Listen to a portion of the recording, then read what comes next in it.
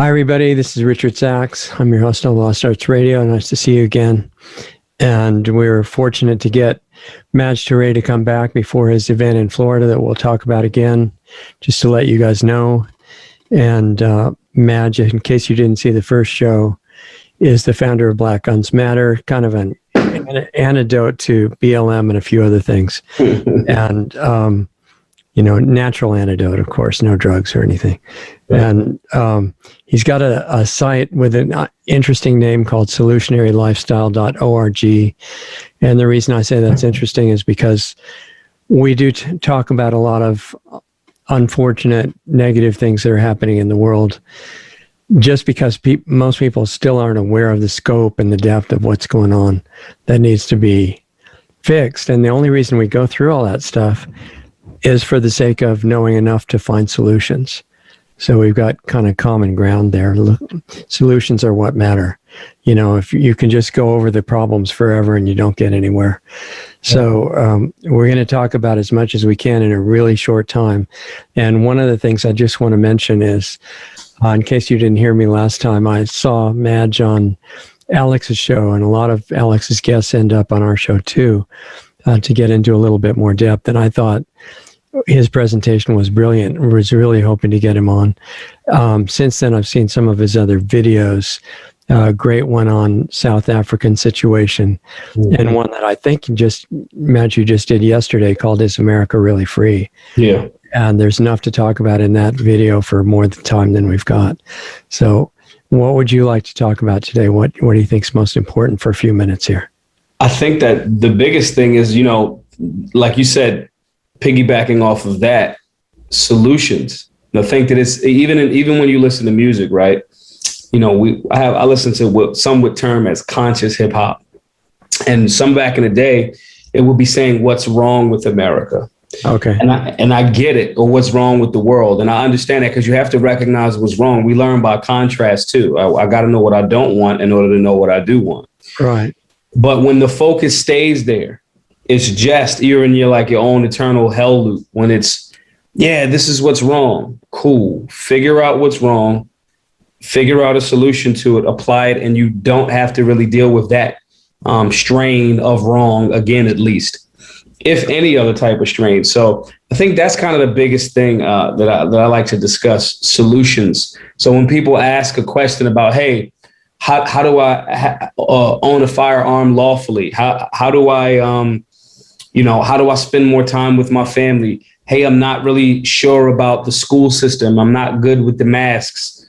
When people ask a question, I want to give them an action item list, or at least one thing that they can utilize to potentially obliterate whatever difficulty that they're faced with at that moment. Right. So I think that's the biggest thing to talk about. So for me, the solution is just staying open to the answers and actually not focusing on the problem. They say, when you think about health, you're healthy. When you think about, man, I hope I don't get sick, you're putting out an energy like, yo, get sick, So right. That's what they call manifesting. Right. And so changing that position, even with people saying like, oh, man, we're doomed. It's like, no, we have some difficulties in the definitions of words. So if someone says, we're a free nation, to that point about that video that I made, we're a free nation. Okay, well, let's go over the definition of what freedom is. And if you ascertain from what we're actually living and what the definition is, if those aren't in alignment or they're diametrically opposed, then you can ascertain that, hey, we not free. Since we not free, what can we do to reverse engineer this? Because at certain points, there were certain levels of freedom that existed. We can reverse engineer to get back to that. So all of that is based in the solutionary lifestyle, but that's usually a 3-step approach. One, when you're engaging somebody that is more problem-based, you understand them first and engage them again with empathy. Just the feeling of, oh man, this person may not be aware. This person is frustrated, this whatever. Right. Second, when you recognize that empathy and that person, your empathy resonates with them, if it does, then you can start to come to, some of the facts of the matter together.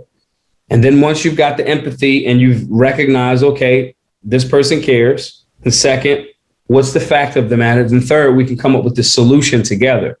And I think that is the solid pyramid for the solutionary lifestyle.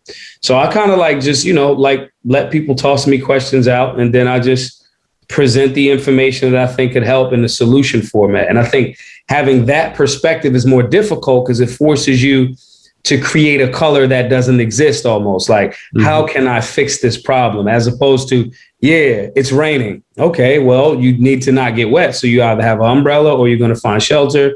Boom, that deals with engagement. So getting people to be on that when they ask me questions, I kind of like lean them in that direction. So that's what I like to discuss. Okay, so if you were looking at it in 1 minute, how is it raining right now? And then we'll look at the umbrella. Yeah. Right.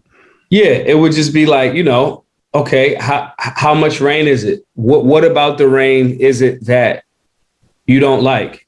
Or it's not that I don't like rain. It's just up. And then you can get an understanding of that person. Yeah. So what I'm saying is, if you say, what's the rain right now in general, with all the things that are coming to you, people talking to you about these various problems, what's the theme of the problem at the moment? Fear. It's like the fear that, whether in the gun community, the fear that someone's going to come take my guns. Sure. And the fear may be an actual, plan, or it could just be something you're telling yourself. Right. But the fear of not being prepared, the fear of, the coronavirus and so-called COVID, the fear of, it's just a constant barrage of fear. And like, okay, you can solve that. I usually say, if I'm not dead, it's not that deep. I mean, it can be important, but if I'm dead, then it's serious. But if I'm dead, I'm free anyway. So then again, it's like, what's the purpose of tripping over it? If you're dead, you're alive somewhere else. So you just start again. So my essence and energy and the essence of what I am is going to manifest somewhere in a different plane, a different gaseous element, insert whatever. But that understanding is what allows me to not be afraid of certain things. And again, back to empathy, the understanding that if a person doesn't view the world or their world that way, I can understand why they're afraid. And I can understand why they're receptive to this fear mongering, and they're projecting the fear mongering. By and large, media is responsible for a lot of that because they're, we selling the tickets. We're here to say the polar opposite of a thing to get people to engagement, back and forth. I was talking earlier today about, most people actually want more balance, but they tend to be, nudged into picking a side and then arguing that side. But most people, even if they have a side, they're like, it's like a tennis match. It's like most people that are there's two people playing tennis if it's a singles match. They're going back and forth the whole time. Most people that are there are just watching.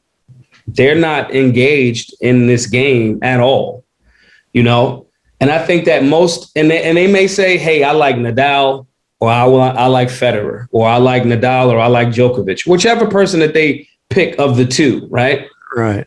But they're still not like frantically beating up everybody that's the Djokovic fan or the Nadal fan or whatever. They're just in the stands by the thousands watching the match. Most people are there. We have failed, or there hasn't been very many attempts, in the Second Amendment or libertarian or conservative community to have all of those different thoughts shared in a platform where people can come a la carte, pick and listen to all of these different voices. That's what the Solutionary Summit is about. The Solutionary Summit is about, hey, you all have different political leanings, right? You have different health backgrounds. You have different environmental backgrounds, whatever. However, you're going to exchange ideas. We're going to figure out where we agree. We're going to figure out where we disagree. and we're going to all kick it and have libations and have some food afterwards and have a good time, because we have figured out an area that we can get in the center of that Venn diagram, and everybody may not get 90% of what they want, but everybody can, in essence, agree with, okay, we'll all get 70% of what we want, as a solution. And so these are the things and the ideologies that we're actually trying to implement. And a lot of times people don't want to, because they've so hardcore picked their side, they matriculate into being the person playing tennis. But even tennis players, at the end of that match, they're very civil, they're very gracious, right? They're very respectful. They shake hands. And that's one of the sports that I've noticed that the person that comes in second is still there at the platform at the end, and they're explaining how they feel about the winner, the person that just beat them in this sport. So we have to take from that. Again, even in the most extreme instance of the person playing against the other player, at the end of the game, when one wins and one loses, they still recognize that the sport is bigger than them, and they handle themselves with grace. The people that are watching, even though they pick a player, they're still respectful to the person next to them that may be supporting or cheering for the other player. They're not getting mad and yelling. We can take that mentality. And most people are the people in the stands. Most people are like, hey, I'm here to watch a good match. Most people in the stands, even if you're a diehard basketball team fan, whatever team, if your team's up by 30 points, you probably won't even be interested in the game anymore. You're like, oh, it's a blowout. You want to see a good back and forth. You want the team that you prefer to win, but you want to see a good, back and forth. You generally don't want even somebody on the other team to be hurt. Generally, most people fit in that balanced arena when presented, and they're not under groupthink or the mind control psyops of most media outlets. So for us, we just try to recreate that, whether that's through critique. We're going to critique people on the left. We're going to critique people on the so-called right. We're going to champion people that get it right on the left and champion people that get it right on the right. That's maintaining a certain level of objectivity that's necessary to actually, again, save the republic. We don't need more polarization.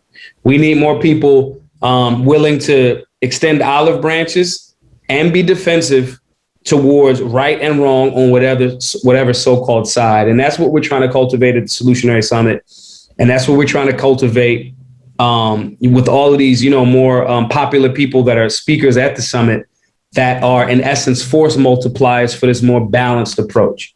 So that's what's also unusual about Black Guns Matter, because a lot of firearms rights and self-defense rights groups are really polarized, and they just want to be ready to, fight with the other side.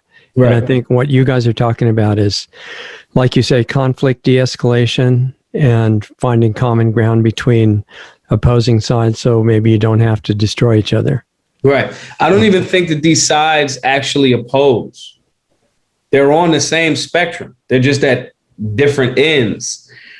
They're at different ends on the same spectrum, which means, when you get past their defense mechanisms, and when you're talking about the actual humans, when you get past their defense mechanisms, in essence, they have more in common and more similarities than differences. If it's the same spectrum, then there's this massive common ground between them, right? Yep. And so they're not as diametrically opposed.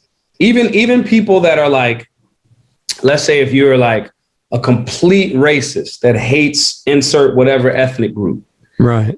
You still have more in common with the person or group of people that you disagree with. You want your family, your loved ones to be safe. You want to make a good living for yourself. Right. You want to, whatever. You still, even with hating that insert group, and I'm saying a hate person as the most extreme thing, you still have more in common with the people that you hate. Like a legit hater has more in common, and recognizing that and translating that, and somebody such as myself, who I don't care to be like on a team. I care to be, the people that are, there's a difference between being a player and owning a team. Well, you're talking about having a label that you have to live up to, and you have to read the script of that group no matter what. Yeah. And I'm just wondering where do you think all this programming that we have to be against each other came from? So I have several views on that. Some of it, I think it's very spiritual. Yeah. Sometimes you see, like lately on social media, you'll see these people like spazzing out, like, and they'll call them like Karens, right? Uh-huh. It'll be like somebody minding their business, like a kid selling like bottled water or something. And like a Karen will come up and like try to tell this child or teenager that she's never met before, doesn't even know, saying things like, you can't sell water here, and like and then other adults will go like, yo, you kind of bugging a little bit. Would you rather this person participate in free enterprise? Or would you rather this person, and they learn the lessons from that, or would you rather this person do something more nefarious? And that person won't receive that information. They'll be very irate and like almost get frantic, and not even almost, become almost like hysterical. To me, that person, there's something in that person that's not cool. It's not like a normal person's response. It's not like, there's an energy in that person. And there's a movie called Fallen with Denzel Washington. I say this all of the time. Uh-huh. It's called Azazel. There's an energy that moves through touch, and it's a demonic energy. So this is about possession, basically. Mm-hmm. Right? And I think to a certain extent, I mean, and I don't have the 100% answer, but to a certain extent, some of these things are too insane to be humanly generated. It's like almost too ridiculous. I'm at the same point as last time, where I wish we had more time. Mm-hmm. And maybe you'll come back if you feel like it. Yeah. But this is a big subject. Yeah. It's not just a big subject in theory. I think it's happening all over. And I think all of the malevolent leaders that are trying to, lead the world toward total destruction, in the way it looks to me, they're all possessed. And I think it's widespread in the population. And then it makes it more receptive for fear. And then anger is a smokescreen for fear that's underneath it. Mm-hmm. And hatred is the same way. There's always fear at the base. So that's why I think you guys are doing great work. Thank you. Because if you can get to the root of that and look at how to have the remedy for that sickness, it's just like a physical sickness. There are natural remedies. There are covers, which are like the drug remedies that don't really solve it, but they just cover up the symptoms for a while. Yeah, it's like killing the flies and leaving the garbage. There's maggots at the bottom of the garbage can, bro. Yeah, there's probably going to be some more flies, right? Right, and it's rotten trash. So you didn't even get rid of the smell, let alone the actual subject matter. Yeah. Even down to our conversations about the Second Amendment, it's like, listen, the forms of gun control were created to stop a certain group of people from having the means to defend themselves. That is the origin of it. Yeah. Everything else is a cute subsidiary, but that is the origin, and the outcomes currently are similar. The outcome was in the intention. Right. We want Black and brown people to be impacted negatively by having a firearm. When you get to the root cause of it, it's like, okay, we actually solved this problem with the Bill of Rights. Unless you use a tool to offensively attack someone, the mere possession of the tool, there's no law breaking. You have the right to have that to protect your life from, imminent and immediate threats to life. And we've been taught that the tool makes you go crazy. Right. And it's not. It's actually the crazy misunderstanding or lack of knowledge of why these things were created as human and natural rights. That lack of understanding of nature can actually, if you don't know about nature, you can't follow natural laws. If you don't follow natural laws, you're probably going to be unnatural. Unnatural can make you go insane, Yeah. And so these are all of the things that we see, and in all of the spiritual texts kind of discuss them. I mean, I've studied a little bit of the Bhagavad Gita, the Quran, the Torah, the Gilgamesh epics, the Dead Sea Scrolls, the Turin Papyrus, the Book of Coming Forth by Day. You know what I mean? Yeah. Like, there's the different versions of the so-called Holy Bible, King James to whoever, New International Version, whatever. My point there is there's good and miscommunication and misdirection and manipulation in all of these to me.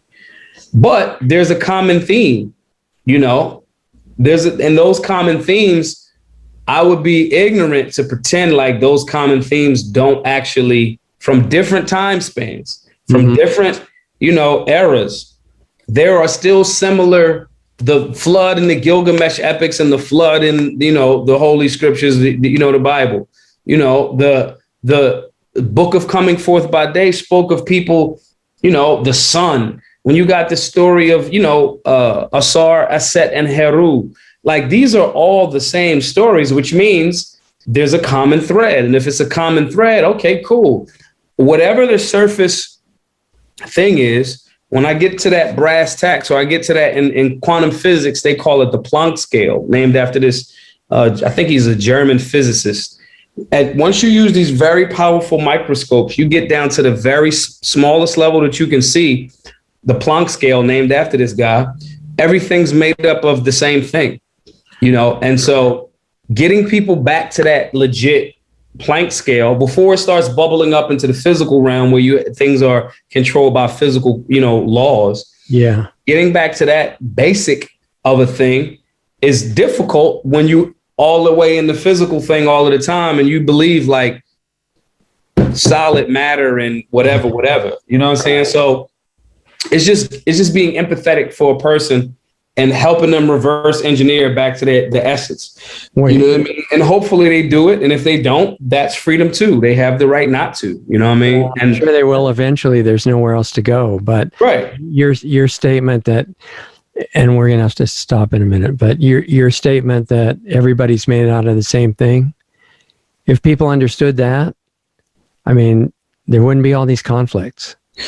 If they knew that, they would understand that it's such a grand thing and a beautiful thing that they would understand why so many people don't.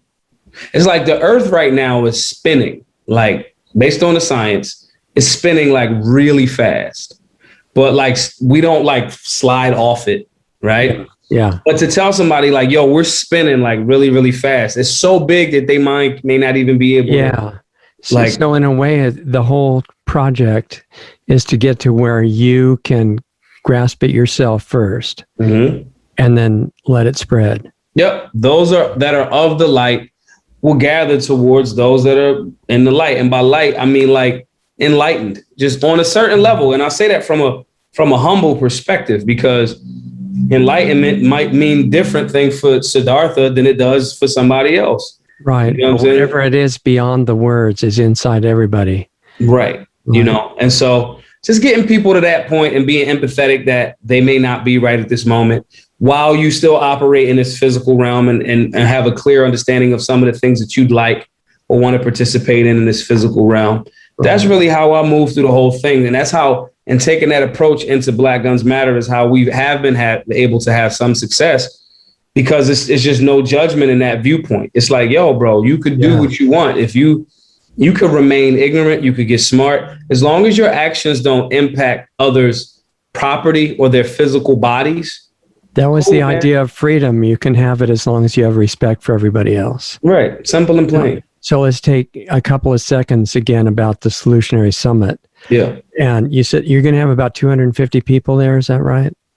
So it may be a little bit more than that, but there'll be a solid amount of folks. It's in Miami, September the 3rd through the 5th. Usually the rest of the world's getting chilly at that point. Miami's really warm at that time of year. You aren't going to live stream it too, are you, by any chance? Yes. You are. Okay, so real quick, because I'm trying to save time for the other little thing that we have to do. How do people get the live stream? So, well, the link will be up soon. It'll be on solutionarylifestyle.org. Okay. SOLUTIONARY lifestyle.org. Do you have any idea how much it'll cost to get it? I don't know. It's a 2-day thing. So probably like $50. Okay. Something like a regular pay-per-view. Okay. And it'll be two of those all day panel discussions and things of that nature. Are you going to split up in groups for discussion, or Yes. try to do it with everybody? Groups, and it'll be some people will be individual presenters. Some people will be panel discussions, so forth and so on. Okay, sounds really cool. And that's for looking at the issues that have to be solved in the world. Yep, 100%. And solutions is the whole issue right now. Absolutely. It can't, the argument of what's wrong just, gets more wrong. I don't fight fire with fire. I get water. That's a really brilliant idea. Should work better. Okay, well, hang on and we'll say goodbye in the break, and hopefully you'll be back and tell us how it went after the summit sometime. For sure.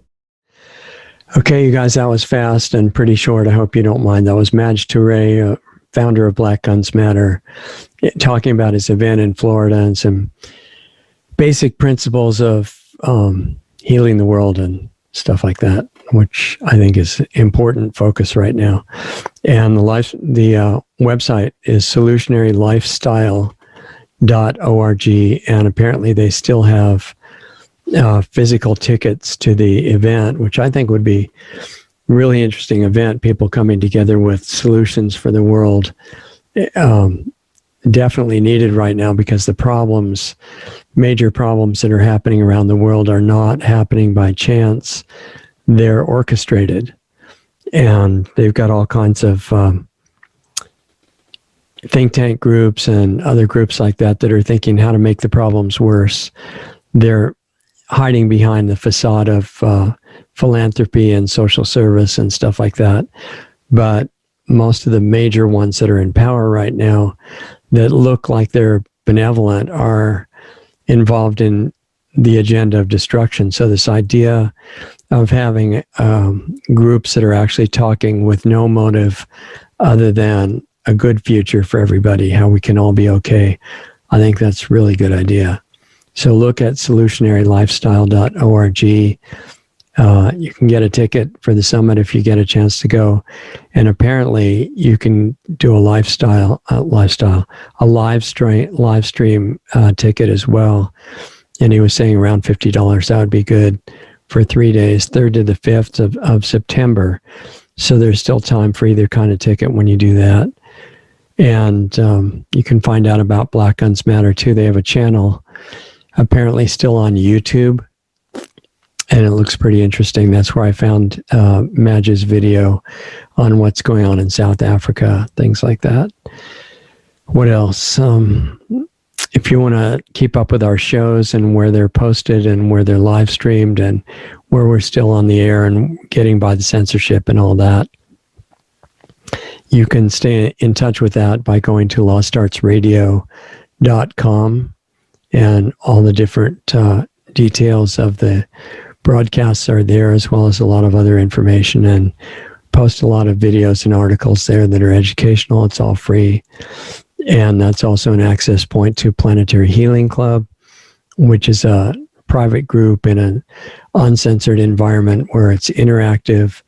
And I'm there every week live, and we get to talk about all of this stuff on a personal level and how to apply it, transform your own life, and increase your power to help transform everything that's going on around you instead of just feeling helpless about it.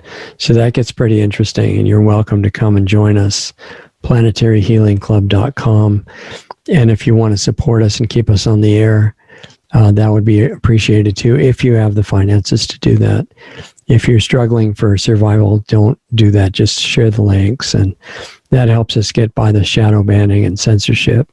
But if you've got, the funds to help us, then there are donate buttons at lostartsradio.com and lostartsresearchinstitute.org, as well as subscribestar.com/lostartsradio. I think that's about it. This is our Sunday show with guests. We have a Saturday show as well, 4:30 p.m.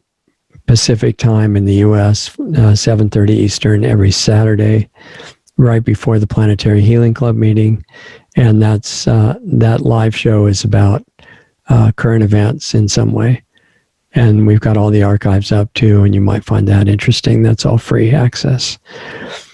So I think that's about it. And I just really appreciate Maj's approach to the Second Amendment and self-defense rights and firearms rights, and recognizing that it's all part of natural rights, whether your government acknowledges it or not, doesn't affect the fact that we all have those rights.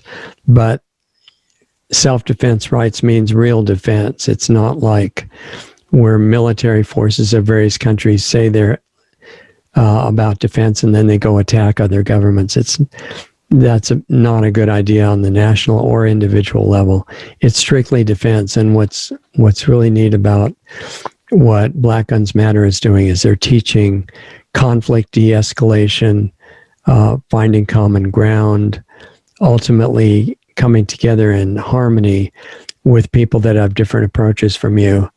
And instead of an atmosphere of constant conflict, you make one of peace, and that starts individually with the people that you're interacting with every day. And then it spreads to the world. And Maj is aware that's happening not just by physical actions and by words, but by the emotions that are behind it, and by frequency. And that's the subject of real education. And there's a lot to learn, and it's a good idea to start on that immediately. Transforms your life. So thanks for being with us. I appreciate you very much. Take care of yourself. It's the best way to be useful to the rest of the world. See where you need to improve your own life, and do that. You become an example that inspires everybody else. And that example, they really need your example now. There's too much fear and not enough optimism based on knowing what's possible, which is what Maj is doing. So anyway, thanks again. I appreciate it. And I hope you have a good week. We'll see you here again next time. Take care.